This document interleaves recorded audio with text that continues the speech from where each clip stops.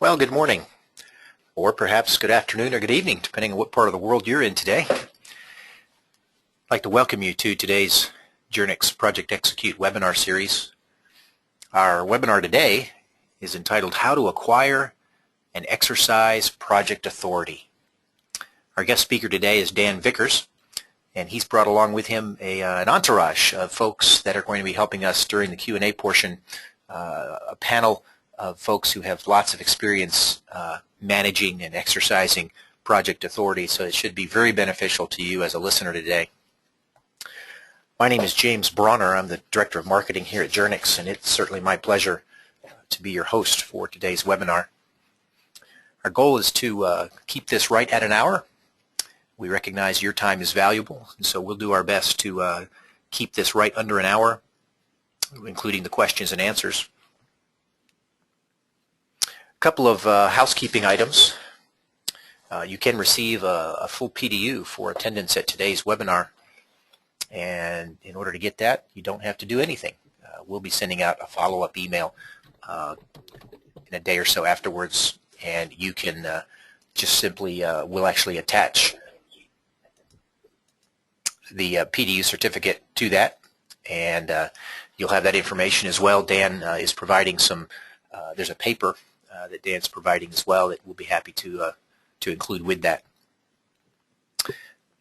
Then finally, you're going to be able to submit questions online anytime during today's presentation. I would encourage you to, rather than to think about the questions, go ahead and type those in. There's a questions tab there on the GoToWebinar control panel. Open that up, type in your question, and I'll be collecting those, and we'll be presenting those to Dan and his panel at the end of the presentation today. So our agenda is quite straightforward. First, Dan Vickers is going to take us through the webinar on how to acquire and exercise project authority, and then we'll begin responding to your submitted questions during the Q&A time with our panel. So without further ado, let me hand over the reins to Dan. Well, James, I appreciate that very kind introduction, and welcome everyone to How to Acquire and Exercise Project Authority. I am honored to have you here to learn with me about project authority, what it means, how we get it, and how we exercise it. I look forward to sharing my thoughts with you today. Have you ever heard or said the phrase, I have all of the responsibility but none of the authority? Without the proper authority, it is difficult to bear the responsibility for a project. Yet, this is what we are asked to do many times. So how do we exercise project authority when it hasn't been specifically granted or stated? Is authority something that is given or something that is earned? How do others respond to our authority? Well, you know that as a project manager, we are responsible for our projects, and by virtue of that responsibility, we have the authority we need to exercise for a project. Just a quick background on myself. I have worked with numerous clients in multiple industries, including banking, insurance, staffing, and manufacturing. I began in formal project management over 13 years ago. I became certified as a PMP in 2003, and I've led hundreds of projects from start to finish. I work in a fast-moving, multi-client, multi-team environment, delivering risk management software solutions to corporate clients across the U.S. Exercising proper project authority effectively and efficiently is my daily professional goal, and I welcome the opportunity to share with you practices that I have learned and implemented.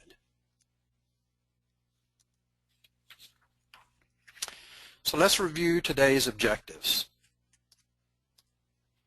Taking responsibility. This is about understanding our role as a project manager. Typically, our role as a project manager is to successfully implement projects. Building core values, determining the values that matter to you and using them to make responsible project decisions. Principled leadership, leading from the front based on your core values. Leading by example, displaying good leadership practices and decisions for others to follow. Benevolent decision-making. This involves being kind with your team and bold with your decisions. And then how do we move forward? Exercising authority in our areas of responsibility. I'd like to take a quick poll. And James, if you'll put this on the screen, I'd appreciate it. The poll reads like this. Do you feel like you have the proper authority needed to exercise your role as a project manager? I encourage each of you to respond with a yes or no response. This will really help me out. So do you feel like you have the proper authority needed to exercise your role as a project manager? Yes or no? And while you're completing this poll, I do want to remind you, as James had mentioned, that there will be a question and answer time at the end of this presentation. And as he indicated, we will be sending out a follow-up email to you after this session that includes written responses for each of these questions. So please submit those throughout the presentation. And James, what do we have on the poll responses, please? Well, Dan, it looks like we've got 52% of our attendees today say, yeah, they do feel they have proper project authority. On the flip side, 48% say no. Unfortunately, I don't. Very good. I appreciate that very much. Well, it appears that, as James indicated, we do have a good mix of those who feel they have the proper authority and those without. Well, let's look at some ways, some innovative and responsible ways that we can acquire and exercise this authority. Before we start going through the topics, I want to review some key project authority concepts. The first is on assuming authority. You know, there's a difference between presuming authority and assuming authority. When you presume authority, you're putting yourself out front when you aren't qualified or even necessarily responsible. When you assume authority, you are taking on the leadership role based on your responsibility. You are taking ownership for the successful outcome of a project. You are indicating to everyone that you are willing to bear this responsibility. Right opinions. A sign of professional maturity is to not think too much of yourself when others praise you, and not to think too little of yourself when others put you down. You are who you are, and no one is perfect in every decision. We all make mistakes.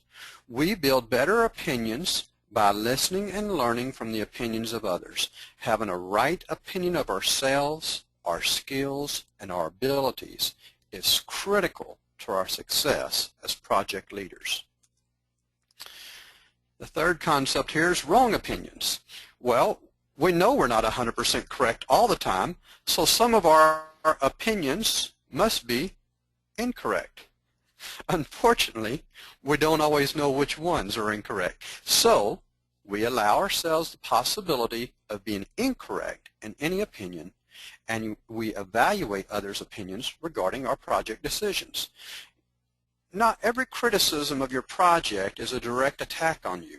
Listen closely to the criticism and determine if there is something in it that you can use to better yourself. A few years ago, I had a manager give me a performance rating of a 2 on a scale of 5. I was shattered. I thought this manager was misinformed and was using poor judgment. Professionally, I felt that I needed to find something in this critique of me that I could build on. I felt that the opinions on my performance were all wrong. And so I decided to use these wrong opinions and rebuild my skill set and restore my performance rating to a high level. And then being in a position of authority. Before we can be in a position of authority, we need to understand and practice what it means to be under the authority of another. When we are under authority, our goal should be to support that person. We do our best to make them successful. When we are in a position of authority, we work to ensure that our team members have all the tools they need to be successful. When our teams are successful, then we will be successful as leaders. Success is about achieving goals. When we do our best to help our teams develop and become successful, then we are contributing to the overall success of our organization. Author Laurie Beth Jones indicates that an Omega leader is a combination of the alpha leader, which is based on the masculine authoritative use of power, and the beta leader, based on the feminine cooperative use of power. Another way to say this is that it is the combination of management skills and leadership skills, hard skills and soft skills.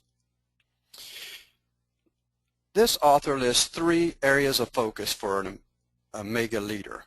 The first is the strength of self-discipline. Stephen R. Covey indicates that discipline is the ability to make and keep promises and to honor our commitments. The next is the strength of relationships. It is as important to build successful relationships as it is to have successful projects. And then the strength of action. You know, we can set up project schedules all day long, but until we take action, the project is just a nice idea on a piece of paper. The overall goal of the Omega leader is to transcend our own leadership boundaries and to teach others how to be better leaders. I want to share a story with you. A few years ago, my manager asked me to take on a project for another region. The project was not going well. The relationship between the client and the current team was not good. The team was made up of hotshot specialists. Everyone was overcommitted and they were making promises to the client they could not keep. No one had a plan other than everyone do what they can and we will fix the mistakes after the client is in production, which isn't a plan at all. The client was working off of blind trust and promises that could not be validated. Poorly planned deadlines were being missed, and the client had no idea what we were doing or if it would be completed on time. An arbitrary completion time frame of 6 weeks had been communicated to the client on the previous call. This team and I had never worked together. There was no established trust to provide us with a frame of reference. They weren't in the mood to be managed by someone they didn't know. This project was clearly in need of someone that could assume and exercise the proper authority. I needed to know what to do. Now, many of us have found ourselves in similar situations. So let's spend the next few minutes together and look at some project authority concepts and determine what we can do to lead in these circumstances. Although project authority may not be explicitly granted for each project, project responsibility usually is given. Generally, there's no statement from senior management to the other project team members that you now have the authority to execute this project. In a matrix environment, many project managers do not even have direct reports. However, since we are responsible for the project, with or without the stated authority, the role is ours, and now it is up to us to exercise the proper authority. You are the project manager. Your role as a project manager enables you to assume the authority needed for your projects. As a result of assuming the authority needed, you have a responsibility to implement best practices for this project. Best practices include management skills like setting up the schedule, assigning resources, setting estimates for task duration, and leadership skills. Team management, relationship management, schedule management. Implementing these best practices will enable your projects to be successful and efficient. We have all heard that a successful project is one that is completed on time, on budget, and within scope.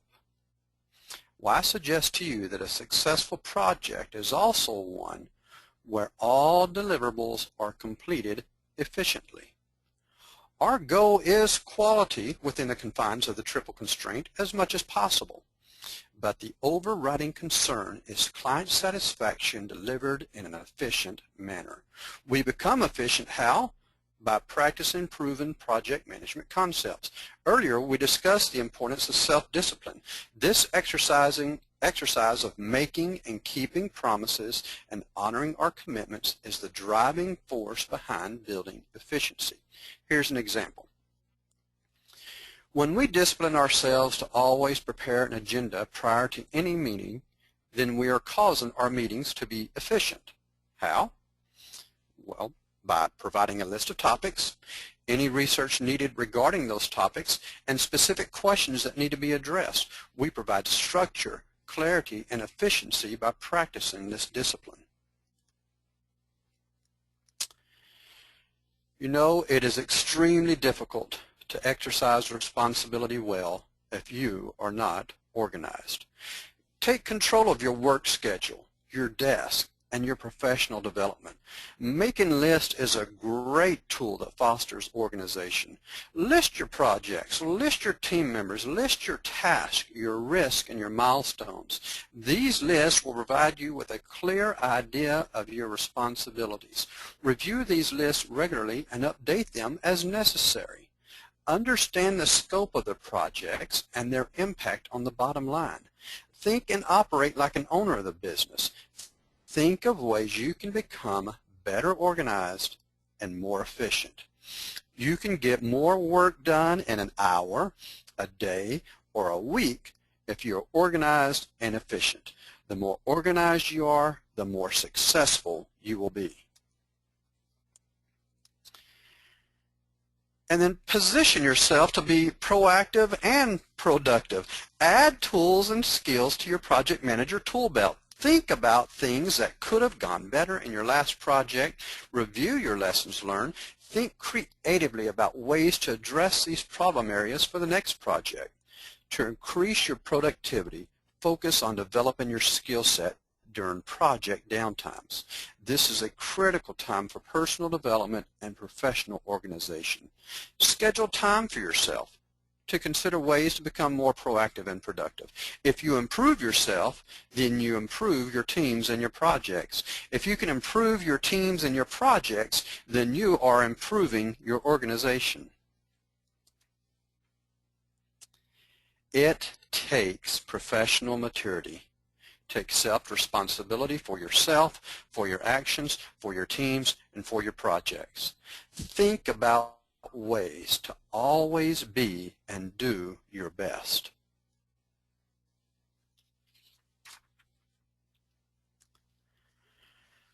We make project decisions based on our core values. These are things that matter to us. This is a key concept and it requires some self-examination. Are your leadership principles value-centered? Your core values are on display when you are in leadership. We have to be sure of the kinds of decisions we make. By taking time to evaluate and develop our core values, we can be assured that our decisions are sound. They may not always be the best decisions, but if they are rooted in good core values, then they will eventually get us to the desired result. So, what are your goals as a project manager? Is your current position just a job, or is it part of a planned career? If you have studied project management, you know that you are the most valuable member on your project team. What is it that others say about your work that make you the most proud? Determine the kinds of things that you want to be known for as a project manager. Organized, professional, technical, strong with relationships. Determine what is needed in order for you to be successful, whole, complete. Once you've made this determination, then focus on developing in that direction. Enroll in webinars and classes to develop the skills you need. Read books and journals, web articles and blogs. Build yourself a project management library. I commend you today for attending this webinar, and I encourage you to attend others like it. Another way to develop yourself is to think of yourself in the third person. Look at that person in the mirror and determine what you can do to help develop the person that you see. Be honest with yourself and be kind to yourself. Once you have some ideas for your development, then write them down.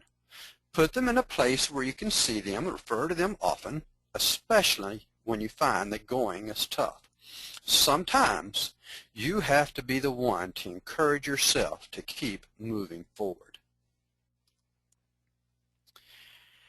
And now plan to deliver this person that you want to become to your organization, to your projects, and to your teams.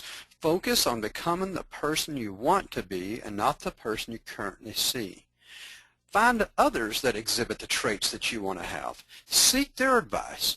Practice their methods. If you're able to find a mentor, then you have a golden opportunity to greatly increase your skills as a project manager. We all need mentors to teach us and to guide us. A quality mentor is extremely valuable to your development. As you find ways to develop your strengths, you will be able to stand up tall, look others in the eye, and know that you have something extremely valuable to deliver, yourself. So, do your core values honor your belief system? Take some time today, turn off the radio or TV, get by yourself, remove distractions, and consider your core values. Think about what you believe about yourself, about others, and about your value system. Now, let's consider a sample list of some core values. This list of core values is one that Coach John Wooden used that made up his pyramid of success. As you may know, Coach Wooden is the most successful coach ever in college basketball. He consistently worked on developing his list of core values to guide him as he developed successful teams. The first is industriousness. This is about producing progress. Enthusiasm, eagerly giving your absolute best. Friendship is having a positive belief in others. Loyalty is about being true to our own word. Cooperation is about honoring our differences. Self-control is about internalizing long-term thinking. Alertness is about being sensitive and asking questions. Initiative is about taking action unselfishly. Intentness is about providing maximum effort. Condition is about enhancing your long-term perspective. Skill is about the combination of technique and desire. Team spirit involves a genuine consideration for others. Poise is being your best self. Confidence is having clarity about what is truly important. And the last one listed here is competitive greatness, the ability to be at our best when our best is needed.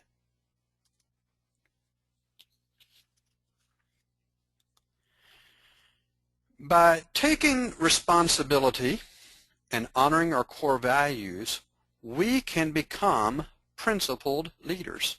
Two key concepts in principled leadership are kindness and respect.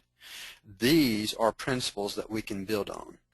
Anyone can be rude and inconsiderate. It takes a principled leader to extend kindness and respect to all stakeholders.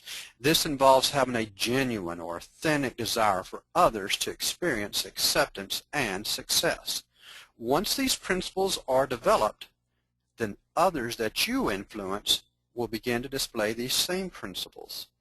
Many have said it, leadership is influence. Remember earlier when we discussed the Omega Leader? This is concept number one, believing in ourselves. Provide principled leadership, we need to believe in ourselves. And we learn to believe in ourselves by developing our skills and honoring our core values.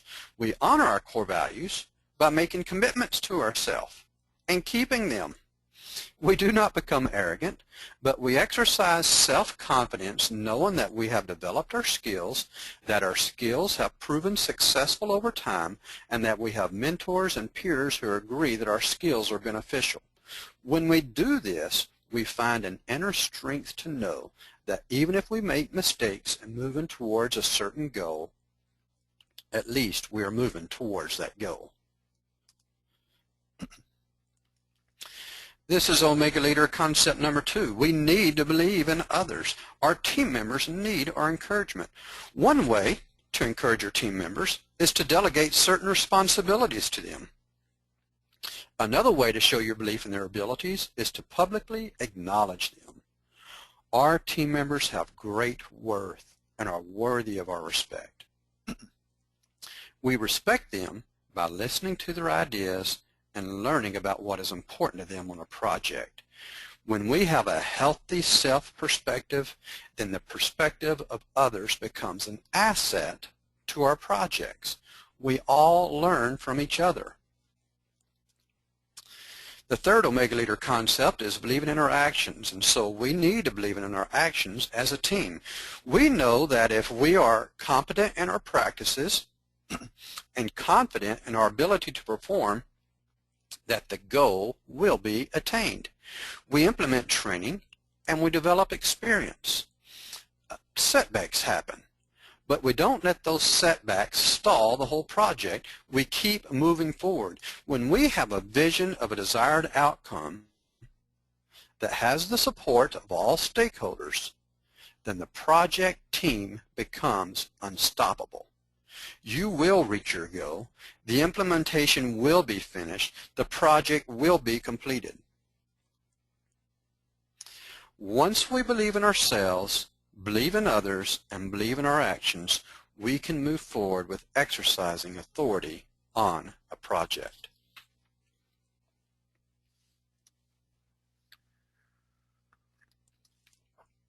This is good math. Projects equal people plus processes plus purpose. When others see us doing the right things, then they are encouraged to also do the right things. When they see us exercise good judgment, then they will seek to exercise good judgment. When they see us praise the work of team members, then they will praise the work of team members. When they see us display kindness and fairness, then they will display kindness and fairness. We learn by watching and observing others about what works and what doesn't work. Lead your teams by example and show them the good things that work. Have you ever been unsure of a decision you've made? Well, as we discussed earlier, no one is perfect in every decision. We can make better decisions by listening and learning from the decisions of others. Quality decisions come from these 4 areas: reason, experience, standards, and mentors. So reason is having the cognitive ability to make sound and mature decisions. We each have certain levels of education that allow us to make reasonable, mature decisions, and we exercise this reason by clearly thinking through all possibilities. Our experience is based on our past events and projects. We each have certain experiences where one reasonable decision proved to be better than another reasonable decision. Reasonable decisions do not always have the same result in every situation. Our experiences help us to clarify the decisions needed at certain points in a project. Our standards, this includes the project management body of knowledge, textbooks, items that we come across in various trainings. Our standards provide us with the analytical background that we sometimes need to proceed with a decision. We find assurance that our decisions have merit based on research completed by the academic world. Because these standards are typically adhered to by all within an organization, then they can provide us a framework for making quality decisions. And then mentors, the advice and experience of others. It is good to listen to other people's stories. Try to learn from their successes and from their mistakes. When we learn to make quality decisions, then we can know that we are leading responsibly. Be a project leader that others will want to follow. Be on time. Be kind and considerate. Be efficient with your task. Be organized. Be fair with others. Be competent in your knowledge of your processes and practices. Now let's talk about qualifying others to lead. We talked about one of the ways to do that is by delegating tasks to them. So let's look at a few principles of delegation. Knowing your team members' strength. Have your team members complete a self-assessment and then help them to improve in their areas of weakness. Assign tasks to them that will challenge them. You want to stretch your team members, but be careful not to stretch them too far. Everyone doesn't learn at the same pace. Next, have them develop a plan to address the challenge. Have them put into their own words their understanding of the task and their plan for completing their task. And then approve their plan. Make sure the plan is thorough and complete. Let them know the expected time frame for completion and what constitutes success for this task. And then send them off to do the work. Let them do the work without being micromanaged. Make sure they know that they can come to you for assistance. However, if they need a lot of assistance, this task may be stretching them too far. And then evaluate the work. Provide a quality assessment of the work completed. And then let them know if a task needs to be corrected without being too critical. If you don't let them know that a task needs to be corrected, they may never get it right. And then based on the quality of their work, assign them new tasks, either more or less challenging, until they develop the skills that are needed. When we follow these steps, then we are qualifying others to lead.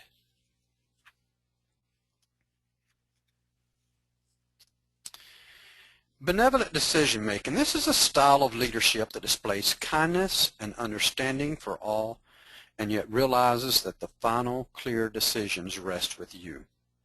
While promoting engagement with all stakeholders, we should be quick to hear their suggestions and thorough in thinking through their ideas. When we are sure of our core values, we won't feel threatened if someone else has a better idea. As we discussed earlier, we need our team members in order to succeed on a project. We need their ideas, their buy-in, and their willingness to do what is needed to make a project successful. Sometimes others will have quality ideas and sometimes they won't. Listen to their ideas. Evaluate their ideas. Help them to develop better ideas. You may have to work quickly in analyzing their ideas. However, you need to be prepared to make the final decision. A question to ask yourself: will their ideas make your decisions better? If yes, then implement them. If not, then ask them to develop better ideas. Because you are the leader, and because you are now exercising authority responsibly, you have the responsibility of being the final decision maker. Being a benevolent decision maker assures others that their opinions and views are valid and important, but it also asserts that the final decision rests with you. We never want to make decisions in a vacuum. It is good to review your decisions with your management to ensure that best decisions are being made. When you commit to a decision, then you need to be ready to stick with that decision. Work with this decision until the task or project is completed or until it becomes evident that a new decision is needed. Now, if you delay making a decision too long, then you all know that you may begin to impact the critical path of the project or lose control of the project. And then improving our areas of influence. Our area of influence includes all the processes, projects, and people that you work with. Build these areas with your skills and your ideas. Share with others processes that work for you. As you improve your ability to lead, you will improve your areas of influence. When you improve your areas of influence, then you will improve your organization. To a large degree, we are defined by our decisions. Decide now that you will be kind with people and firm with your decisions. So how can you implement your own set of leadership deliverables? How can you move forward with exercising proper authority? Decide now on some ground rules. Exercise focus and discipline. Determine that you are going to be focused and disciplined in your project management practices. Make a list of what is most important to a project's success and decide where you're going to place your focus. Be disciplined with your approach. Honor the commitments you make to yourself. Exercise kindness and respect. Determine that you're going to be kind and respectful in exercising your leadership. Be aware of ways that you can help engage your stakeholders. Think of ways to build their skills and their knowledge. Winning relationships that build team success and project success are built on exercising kindness and respect.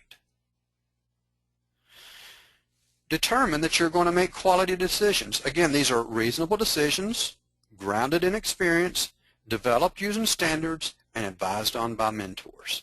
Sound decision-making increases your confidence. It increases the confidence that others place in you, and it increases the confidence of your management to entrust you with more responsibilities. This is the key to moving forward in your career. And then self-improvement. Determine that you're going to be organized and proactive. This starts and ends with you. You are responsible for your own performance. As you improve your leadership skills, your management skills, and your relationship skills, then you will improve your projects. Continuous improvement is not a new idea. It works. Remember that your leadership influence extends throughout all of your areas of responsibility. If you are responsible for a project, then you are the leader for that project. If you are the leader for a project, then you have the authority to move that project forward. And you have a responsibility to teach others how to be responsible and principled leaders.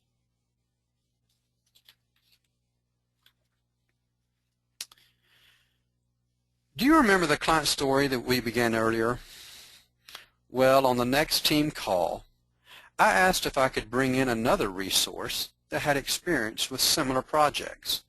Since they had many other equally disorganized projects, they quickly agreed this would be a great idea.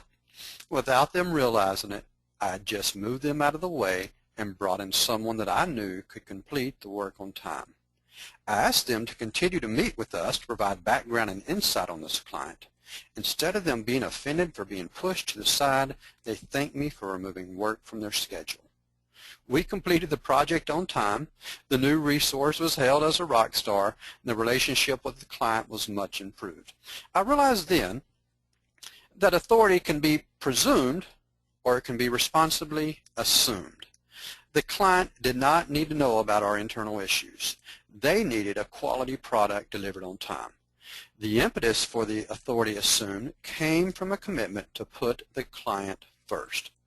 I exercised principled leadership and efficiently led the delivery of a quality project on time. The principles discussed today work, they have worked for me, and they will work for you. Let's do a quick review. Assuming responsibility. Understanding our role as a project manager. Remember that personal responsibility is a sign of professional maturity. Developing our core values, understanding our values, determining if our core values honor our belief system. Being a positive influence. Remember that self-confidence is vital to exercising principled leadership and authority. Leading by example requires setting a good example. Show others the mature, responsible ways to exercise proper project authority. And being a benevolent decision-maker. Seek engagement from others, but be prepared to make the final decision. And then moving forward. Our authority extends to all of our areas of influence. We all have a great responsibility to lead well, to teach well, and to complete successful projects. And my wish for you is that all of your projects and relationships will be successful. James, I turn it back over to you. Thanks, Dan. Well, man, I'm sure our audience has gotten tremendous value out of the presentation today. I know that I've listened to it a couple of times, and I still get tremendous value and find a few extra items that I could do better as a project manager. So I want to open up the Q&A at this point. We've got about a little over 10 minutes remaining. Dan has with him a crew of folks who are also very experienced in project management. We've got Tana, Roma, and Florence on the line, and so they're going to kind of divvy up the questions that you present to us today.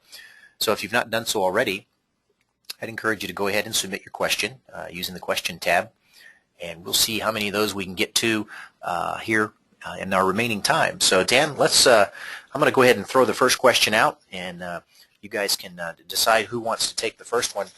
I always like picking a tough question to start off with, Dan, so we won't make it easier. I appreciate that, James. We've got a question here coming in from Radnisha. Radnisha says, I'm not always qualified to execute the tasks that I'm responsible for. This is unavoidable in my small company. I'm happy to spend the time learning in order to complete the tasks. However, sometimes this overextends me significantly. Do you have any suggestions on how to achieve better balance or how to be more efficient? Well, I really appreciate that question. I'm going to ask my colleagues to help me answer this question carefully, because that is a difficult situation to be in, getting overextended. It's the power of being able to say no. I can't, I can only take on so much. This is really relates back to that concept of, you can let outside forces drive what you do, or you can determine internally that you're going to take control of your schedule, your organization, your workplace, and limit yourself to what you can get done. But I will defer at this point to Roma or to Tana or to Florence. Dan, this is Florence. I agree with you sometimes. Sometimes you have to say no, but there are times when unfortunately, because of the situation, that we don't have a choice. And in those instances where you don't have a choice, I would say that there are a couple things that you can do. One is to try to partner with someone that has experience with the tasks that you've been asked to perform. And the other thing that you need to be very clear on is what your availability is and what your priorities are, so that if you do take this task on, you make it very clear to the rest of the team and to the powers that be that you can take it on, partner with someone, and obviously it may take a little longer for you to get it done, but also make your priorities very clear so that there's no confusion as to what applies.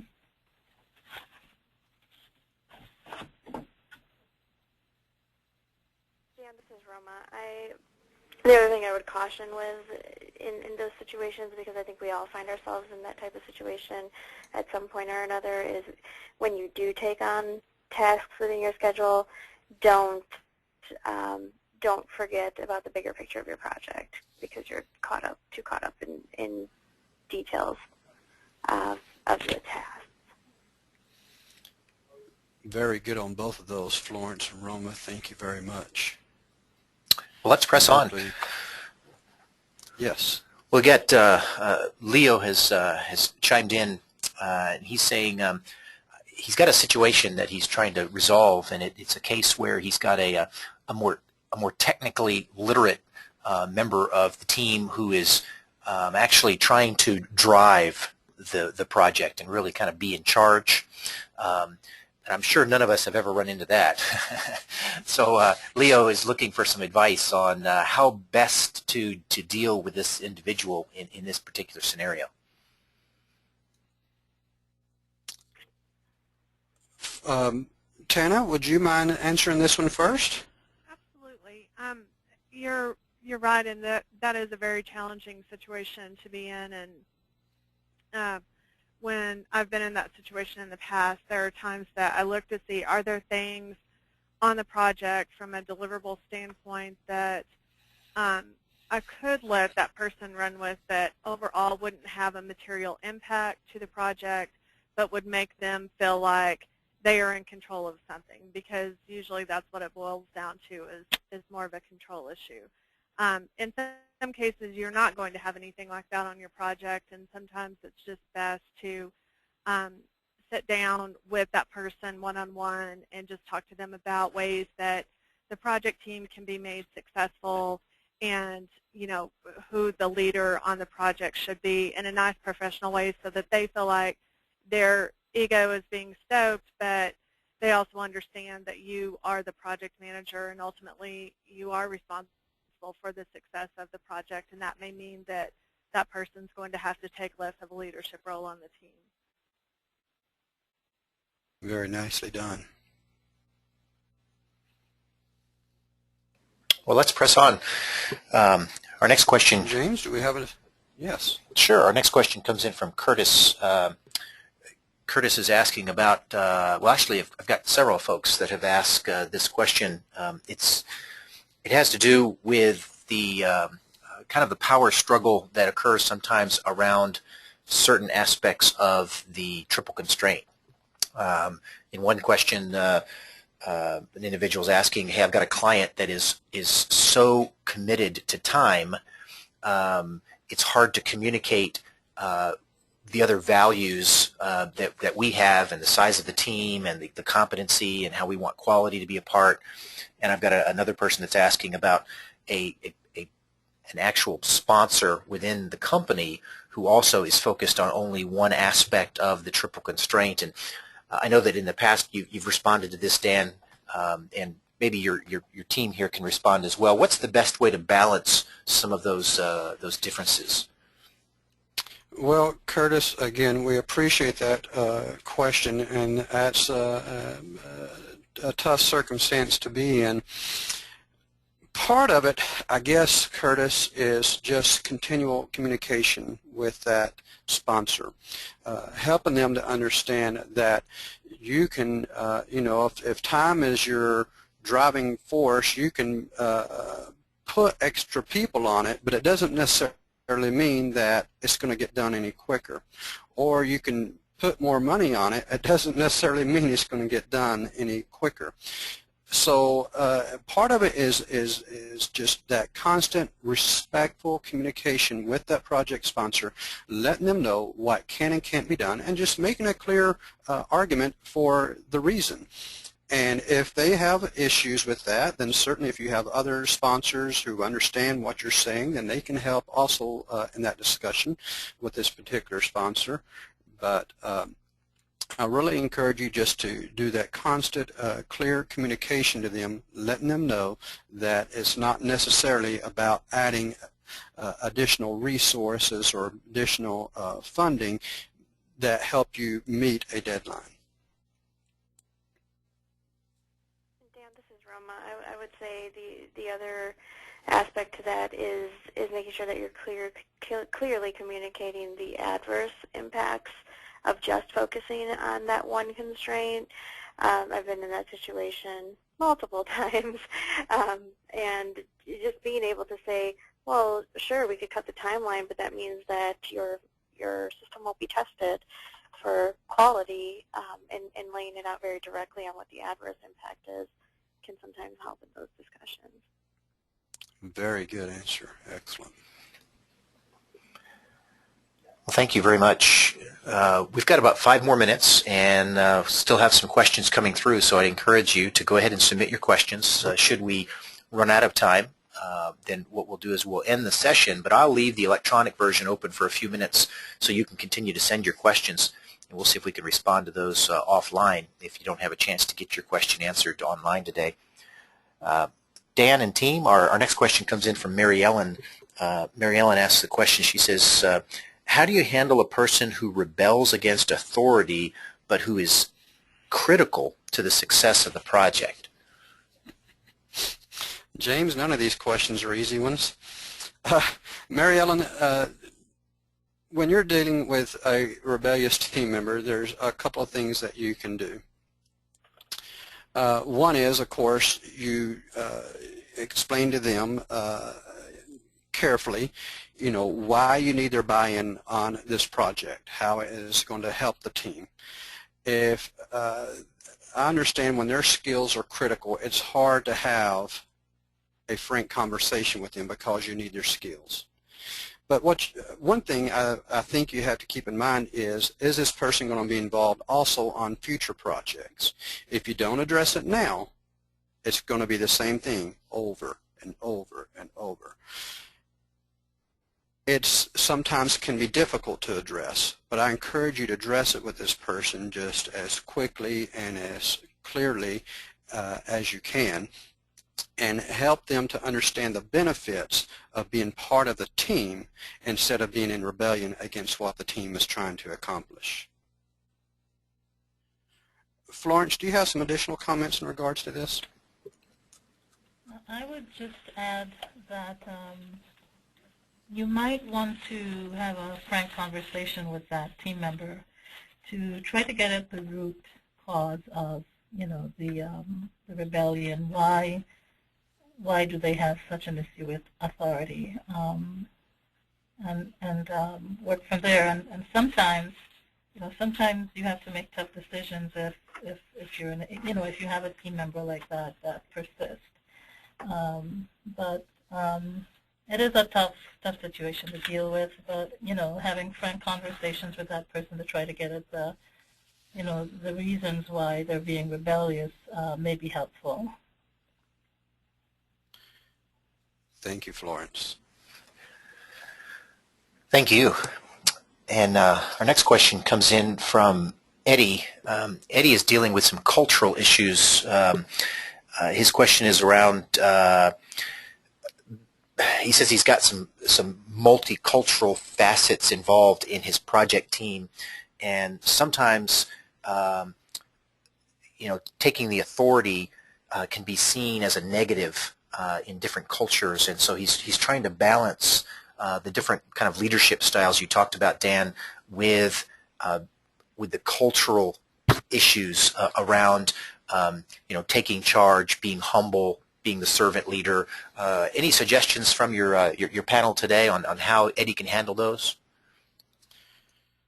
Well, Eddie, I'm going to refer to Tana on this issue. I think she deals with this quite a bit. Yeah, thanks, Dan. It definitely is a challenging situation to be in, and especially if it's a culture that you're that is new to you, that maybe you haven't dealt with in the past. Generally, I just try to learn as much as I can about the customs and the proper ways of dealing with that specific culture, or multiple cultures for that matter. Also look to others who maybe have had that experience within our organization in the past, and kind of use them as a mentor or a guide or a sounding board as far as the best way to, handle those particular situations. Above all else, I just generally try to be respectful of others and of their cultures, and hopefully, the same consideration is shown, and just try to work through the situation as best you can. And Roma, I know with you and I being on the same team, we both deal with this a lot, so you may have something else to add to this too, or other suggestions that they might be able to try. Yeah, I think that just trying to understand and come up with that happy medium is typically the best approach. Very good, and it's just like they both indicated, honoring differences. Some cultures are very time-driven. Others may not be so time-driven. And I think it's just understanding those cultures as they had indicated, and then finding areas where you can work together and you're showing them respect, and as Tana indicated, hopefully that respect is reciprocated back to you, and then you can find that you do have common ground to move forward and make this project successful. Thanks, Dan and team. Well, we're going to try to squeeze in one more question before we run out of time today. But as I mentioned, if we do have to cut off the session today, we're going to leave ourselves electronically open for a few extra minutes. Go ahead and continue to submit your questions. We'll try to get you an answer electronically. Our last question that we're going to have time today for is coming in from Amy. Amy asks another easy question. Great. She says, I really appreciate your presentation today, and you talked a lot about decision-making and how to make good decisions.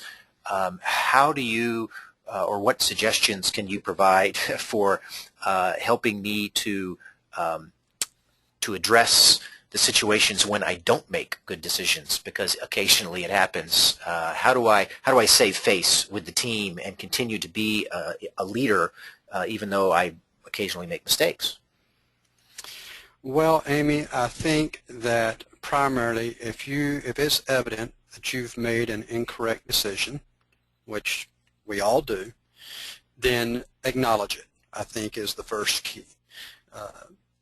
It's okay. They know that you're human and that it's all right that you make maybe some incorrect decisions. So I think the first step is to acknowledge it. The second step, I think, is to get with your team members, hear their ideas, sort through them as we spoke about earlier, get with your management team and or your mentors after you've distilled these possible decisions down to like maybe 2 or 3, get their buy-in, and then either present the best decision to the client or to the stakeholders, or give them an option of either choice A or choice B, but lead them clearly, confess it up front, get a better decision, and then lead them clearly on the path to the right decision. I think those steps will help you in this situation.